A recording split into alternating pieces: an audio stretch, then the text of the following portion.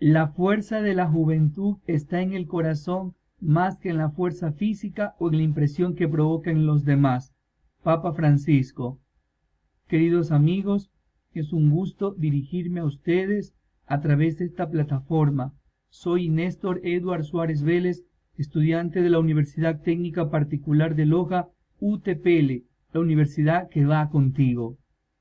Me encuentro desarrollando esta actividad como parte de mi formación profesional y quiero compartir con todos ustedes este ensayo que tiene como tema las pandillas juveniles y su incidencia en la sociedad. Forma parte de un proyecto a la colectividad. Introducción. Escoger este tema de las pandillas juveniles como parte de un ensayo es algo que apasiona por los retos que se nos plantean para este grupo vulnerable y que ha sido descuidado en muchas latitudes y en otros muy sobrevalorado y con tantas incidencias en muchos órdenes de la sociedad en la que nos encontramos. Otra visión puede ser considerar a este colectivo como una forma de asociación desacertada por parte de los jóvenes, que puede incidir en el proceso del establecimiento de metas y proyectos futuros, entorpeciendo las esperanzas de cambios, transformaciones y reivindicaciones sociales. A modo de introducción, se puede decir que el tema de las pandillas es un área de análisis que sufre de una profunda incomprensión.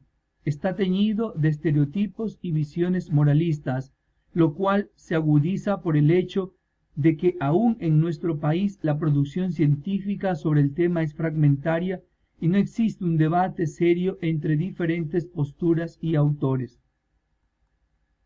Marco teórico. En principio, hago una descripción breve de los estudios existentes en el Ecuador sobre el ensayo propuesto. Planteo interrogantes sobre la definición de pandillas y presento algunas clasificaciones aceptadas y destaco la perspectiva sociológica.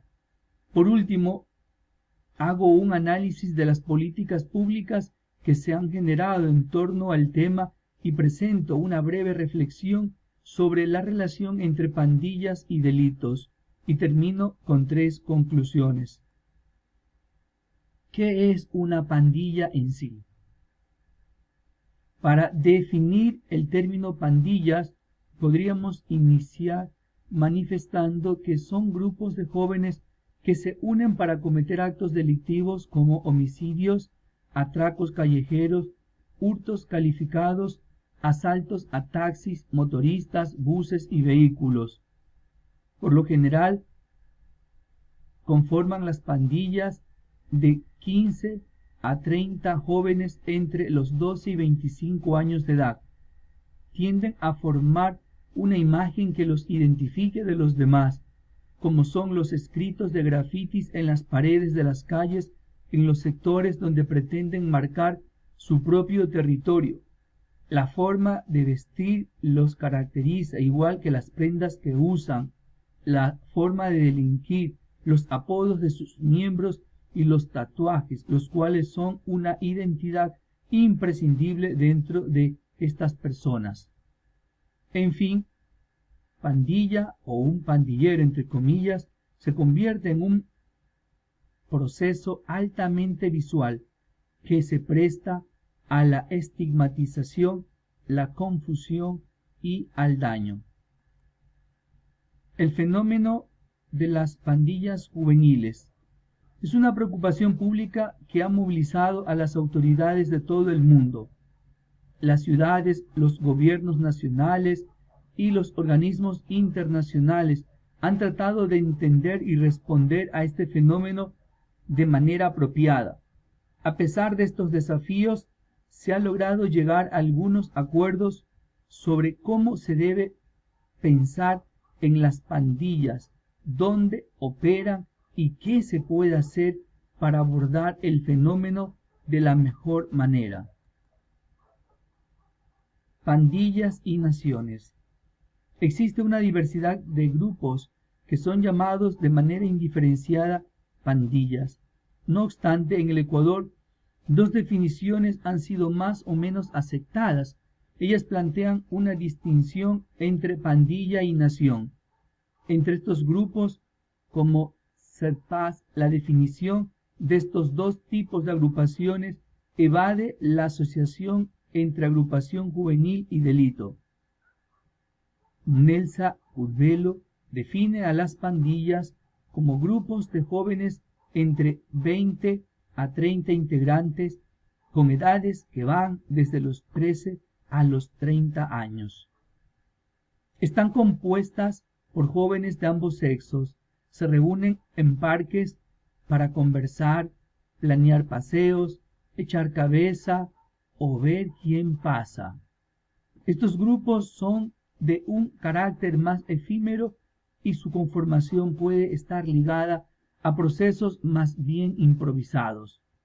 Generalmente carecen de una estructura de organización piramidal, presentan una gran diversidad en sus características y no tienen lineamientos claros.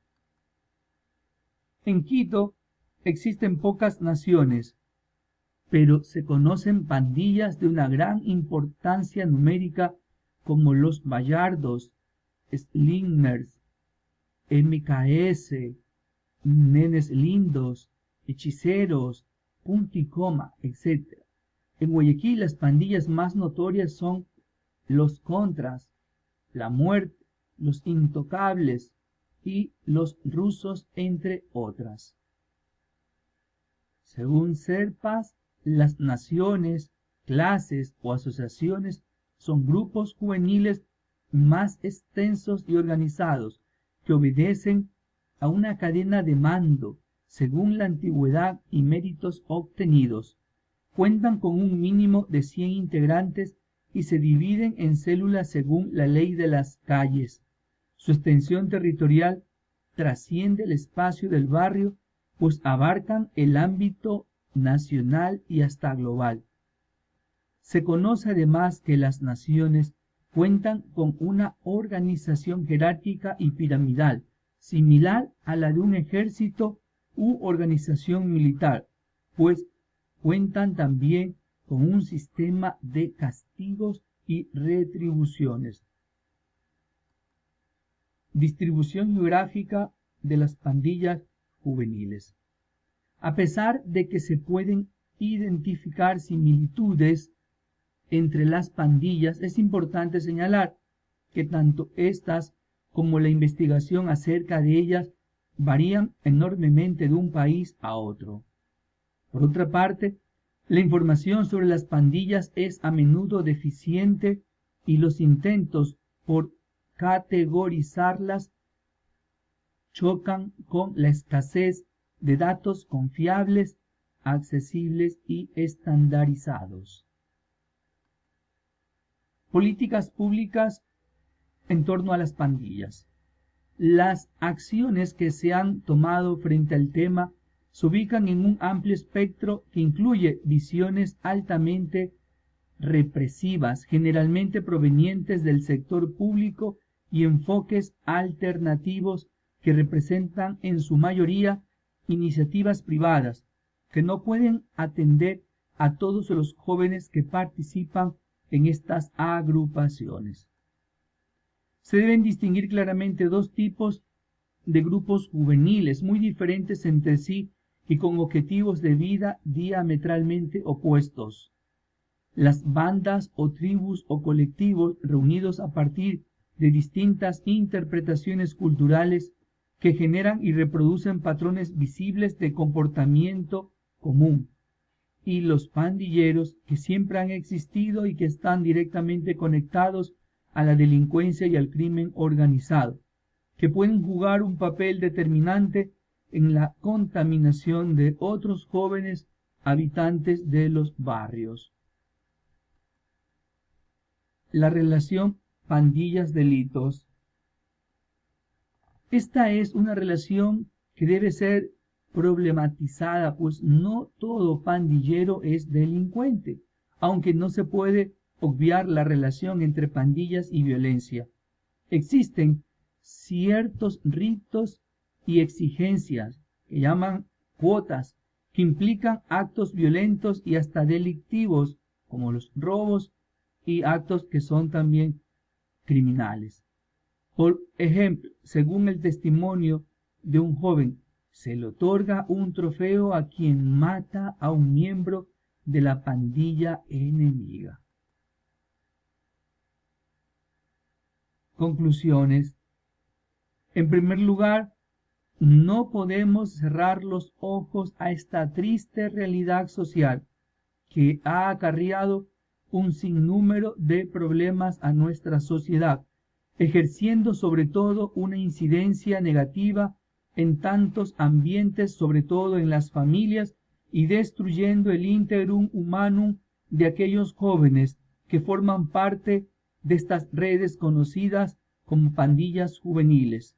El compromiso es de todos, buscando políticas públicas o privadas que sean sanas y esperanzadoras. Segunda conclusión. Los jóvenes que pertenecen a las pandillas también han sufrido mucho a lo largo de sus vidas. Es deducible, ya que el comportamiento presentado por estos chicos o muchachos no deja duda que han pasado por un sinnúmero de atropellos, problemas y maltratos. La mayoría son de hogares disfuncionales, marcados desde muy pequeños, y la única salida disponible es recurrir a estos grupos para poder encontrar, entre comillas, una verdadera familia que los acepte tal cual como son. Finalmente, busquemos alternativas o incentivos para que encuentren afecto en sus casas u hogares, porque creo que la falta de un ambiente familiar sano es la principal causa u origen de este problema social que vivimos. La sociedad, de mano con el Estado, deben buscar formas de prevenir la integración de la juventud a estos grupos, que en el fondo terminan siendo vulnerables, dado que es mejor prevenir que curar. Como lo dijo el propio Jesús, y aquí termino este compartir de este ensayo. Todo es posible para el que cree. Y busquemos más lo que nos une que lo que nos separa. Bendiciones. Gracias a todos ustedes por la atención que me han prestado. Hasta pronto.